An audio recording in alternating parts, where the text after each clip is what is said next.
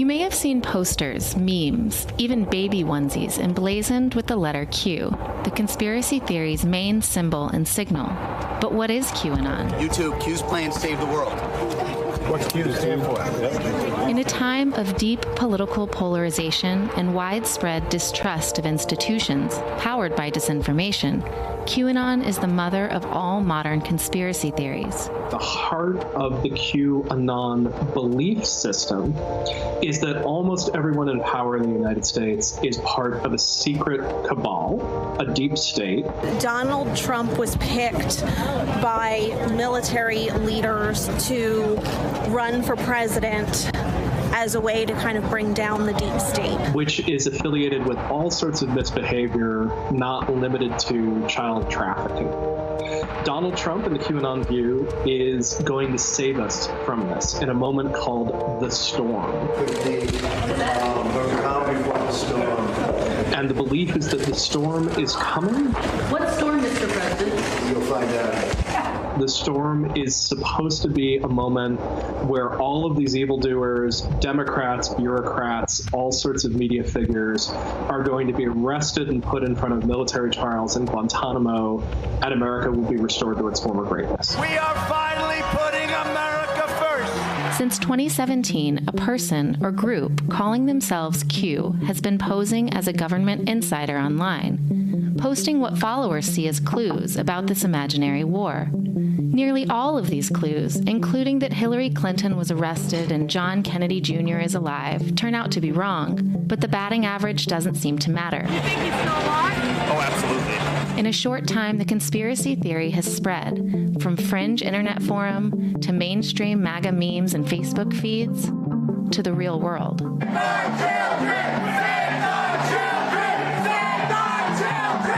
Researchers note that QAnon's path into mainstream politics is really the story of an election, a pandemic, and the internet itself. If you're at home and you're isolated and you're wondering what's going on with the pandemic and you're unsatisfied with state and national government explanations, then conspiracy theories start to look reasonable in the face of the absence of authority and of knowledge. Meanwhile, President Trump has used his own social media accounts to promote QAnon followers and content nearly 200 times. The White House has called news coverage of QAnon and other conspiracy theories ridiculous, but we've seen how such conspiracy theories can prove dangerous. He had the words MAGA forever and United We Stand scribbled on the palm of his hand. Last year, the FBI identified QAnon as a potential domestic terror threat. If you believe your government is being controlled by satanic sex traffickers, that's almost an invitation to take action on its own. 75 people who have shown support for QAnon have run for Congress this year. 19 of those candidates are on the ballot this November. Polls suggest a couple might actually win. Candidates like Lauren Boebert, a restaurant owner who defeated President Trump's endorsed candidate, a 5-term incumbent, in the Republican primary in Colorado's 3rd District.